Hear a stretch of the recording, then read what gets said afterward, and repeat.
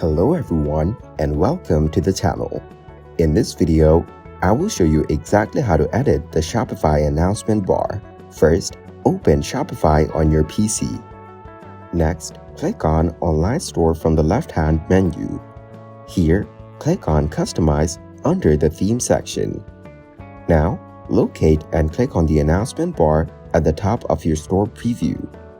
You can edit the text to display any message you want, then click Save to apply the changes. To change the color scheme, select the color scheme option and use the slider to adjust it. If you want to add a language selector, click on Language Settings and enable it. You can also include social links by enabling the relevant options in the settings. Once you're satisfied with your changes, click Save again. Thank you everyone for watching. Hope you got some value. Make sure to like the video and subscribe to our channel.